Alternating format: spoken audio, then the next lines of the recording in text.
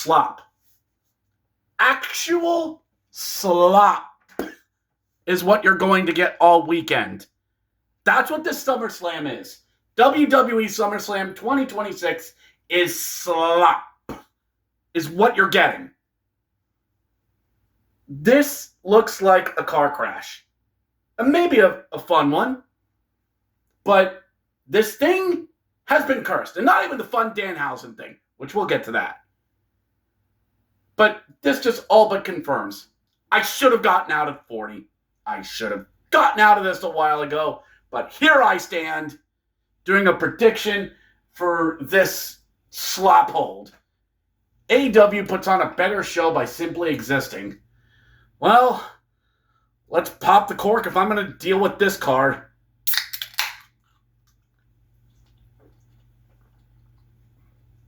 That's good probiotic soda. 12 matches on the board, 2 nights, as you will be looking live at the TD Bank Stadium in downtown Minneapolis, which is great. One of the worst shows of the year and one of the most miserable sports cities.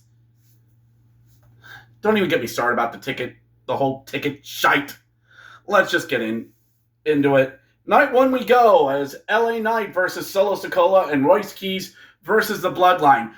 Excuse me, sir, what's this Raw match doing on my pay-per-view? Sir, can we take this back to the kitchen, please? Can I have a little something better than this? Oh, sure. I mean, yeah, it was fun that Solo Sikoa is making fun of Jey Uso and all that. Here's your warning shot. I'm watching BoJack Horseman, and Jey Uso's turning into Riley Smith from Horsing Around, going, "Yowzer, yowzer, Bo Bowser." Laugh. That's what this is turning into. And, I can see Knight and Solo winning because malfunction at the junction between Fatu and Jay. Somebody does something stupid, and we all get to play everyone's favorite game, Guess Who's Eating the Pinfall. If the Bloodline's going to lose this, it's Jimmy. If it's going to be Knight, Solo, and Royce Keys, Royce is eating that pinfall, but I think they throw people a bone and give Solo a pinfall win here. I think that's how it goes, and we sort of keep the plate spinning for another 3 months. Up next is the Bella Twins and Paige taking on Fatal Influence. Sir, what's this SmackDown match doing on my card? Sir, again, can we take this back to the kitchen, please? It's undercooked. My steak is overcooked. Undercooked, I messed that up. Anyway, don't care. I honestly don't care. Fatal Influence could use the win. Bella's turn on Paige. Paige goes for the tag, and the Bellas go, "Nope, we're done. And they leave Paige to take the pin. I don't know who's in Fatal Influence, and I don't care. I don't. I have a book debuting on Amazon on Saturday. I care more about this than what's going on here. By the way, honestly available on Amazon on Saturday. Next is Gunther versus Nick Aldis. Sneaky good match of the weekend. I've heard great things about Nick Aldis. It'll be the first time in a wrestling ring in a while. He'll be in safe hands with Gunther. It'll be a good match. People will be invested in this. I'm not going to tear this one apart.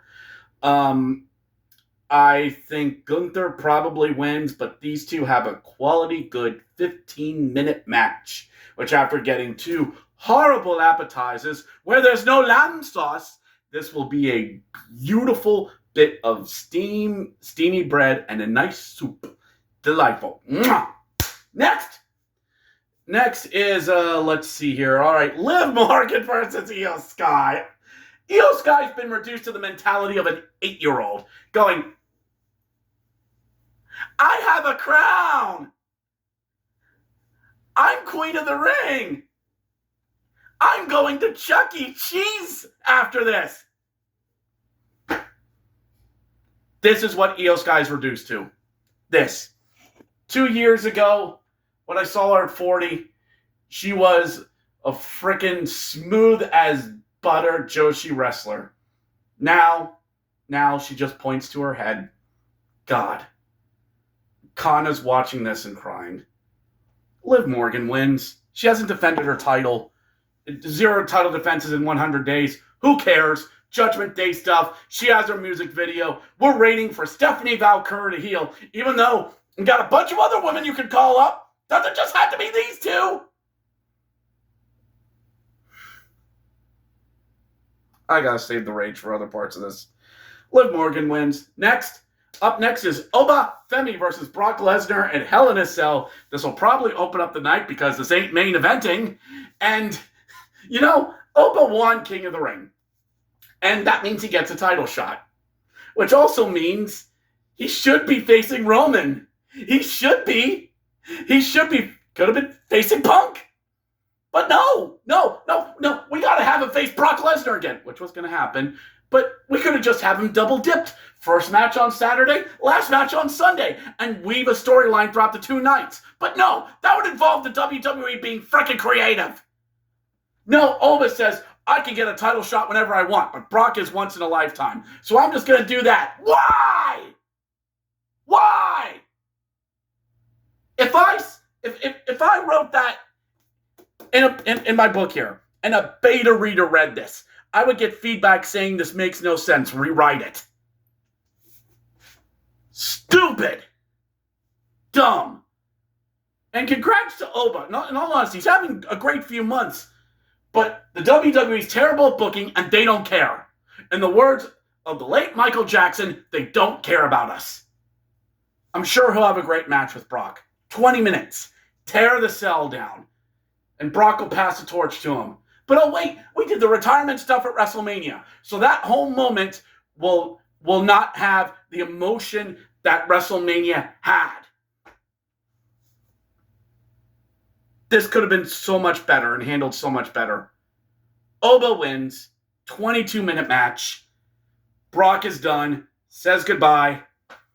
But it doesn't give the emotional resonance because commercial. Get those ads out there. Who cares about emotion? We need moments. And sell more Wheatley vodka. And speaking of, it's main event clock as the title's on the line as your champion CM Punk takes on Cody Rhodes. And oh, how we got here. Sammy won at Saudi. I should have felt something about this, but I didn't. So everyone said, don't get used to this. 8 days. One thing on SmackDown. Raw was in Chicago. Gee, I wonder who's in Chicago. Cody Rhodes is going to face Sammy. Oh, he can't go. Gee, I wonder who lives in Chicago. I wonder who they're going to want.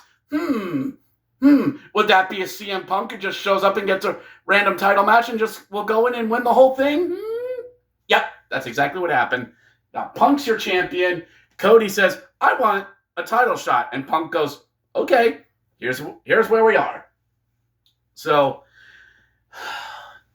everybody's wanted this since Punk came back. And okay, we're going to get it on the second biggest stage of the year. All right. I'm fine with that. But the build to this has sucked. The storyline around this has sucked and has sacrificed so much to get here. It's like Griffith's heel turn in Berserk. I'm warning you, if you go look that up on YouTube, be ready. But it's like how Griffith became the semi-god that he was. He had to walk over the bodies of his friends to get to that point. And so much has been sacrificed to get to this. Sammy, the roster, television time.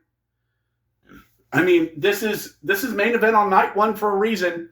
Show you where their priorities lie, and we'll get to that. I think Punk retains. Some people are expecting a Punk heel turn. I don't know if it happens here. But, oh well. Punk wins. Night 2, let's get into this. And we will start on night 2 with Danhausen versus Dominic Mysterio with a Human Monies on a pole match. Allow me to channel my inner Steve Dangle and go, ah! What is this? What is this?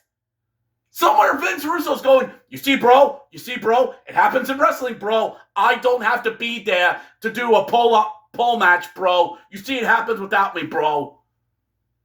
What are we doing?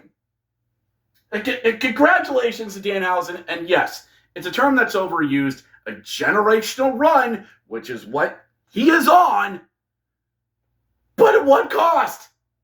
He cursed and uncursed the Knicks, and he's a cartoon character. That's all he is. And then,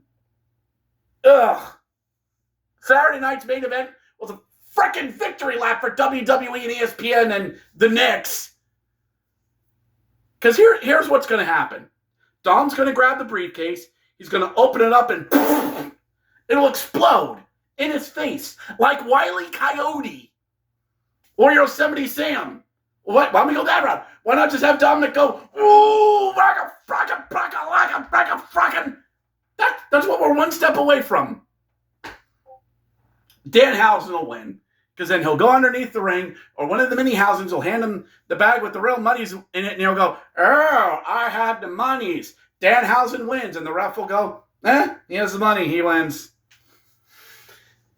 Though I do like Wrestle Talk's idea of this should have been for the custody of Dominic Mysterio, and then Danhausen wins, and he becomes Dadhausen.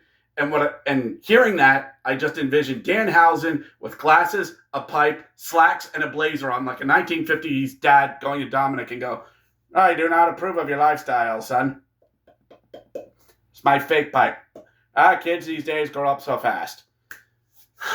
But I'm applying logic to an illogical system with that. Next is, I got to go out of order for this. Penta versus Chad Gable for the IC Championship. Chad Gable wins by submission, and we complete this year-long storyline of El Grande and Lucha Libre. This was done much better in AAA with El Grande versus El Grande. But here, it's a throwaway match on the show. Next is Sami Zayn versus Finn Balor for the number one contendership for the WWE Championship. Good to see these two guys actually get a rematch. It won't lead to anything, but they'll get a rematch. They'll get a match somewhere. I think Finn Balor wins it because he's Punk's boy, and he's wanted that match for a long time. So Punk wins on Saturday, and we get Balor versus Punk somewhere down the line. Next is Trick Williams versus Baron Corbin. All right, sir, waiter, what's the SmackDown match doing on my SummerSlam Sunday? What's it? Sir, take this back to the kitchen, please. Please, it's undercooked. Take it back to the kitchen. Trick Williams wins. Don't care. Next, the 5-woman ladder match for the interim women's championship between Tiffany Stratton, Jade Cargill, Charlotte Flair, Chelsea Green, and a TBD between, I think, Julia and, is it JC James? It's somebody. Who cares? Doesn't matter. Charlotte Flair's winning this. It'll be a good match. 15-minute ladder match. This could be on the 1-hour preview on ESPN. These women will have a good match. I'd like to see Jade win this, because then we get Jade versus Rhea again. But we've been hinting toward Jade and Charlotte for quite some time. So Charlotte wins.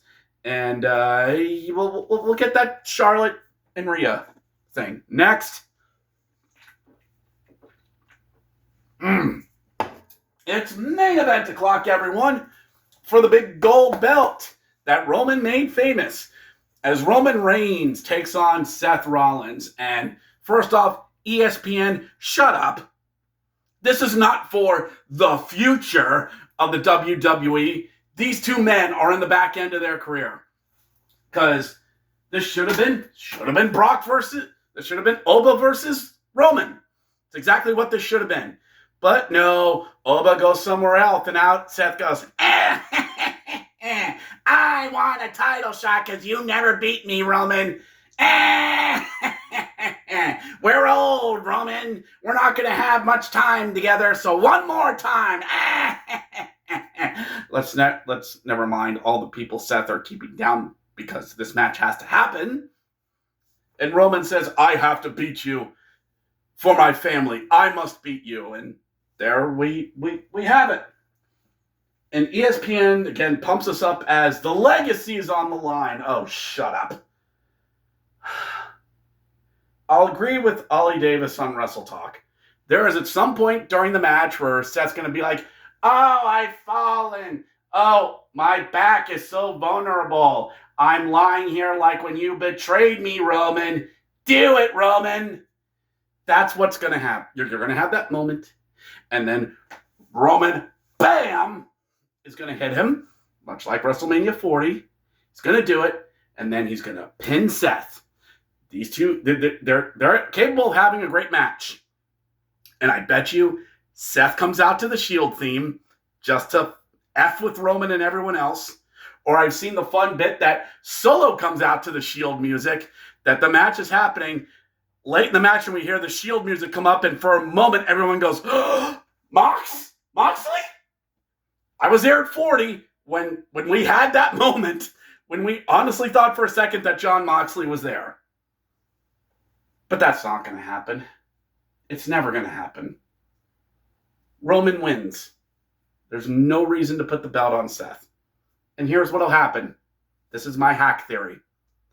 Roman beats him. The next night on Raw, Seth says, I want a rematch. And Roman goes, no, I beat you in front of my family. I finally beat you. Nope. Next man up. Come on. Then we have Money in the Bank, which is conveniently next month. Seth wins it. We finally get Oba versus Roman because Oba will say he'll finally want his title shot. Midway through the match, burn it down. Seth runs out. It's now three-way. Stomps Roman. 1, 2, 3. Wins the match.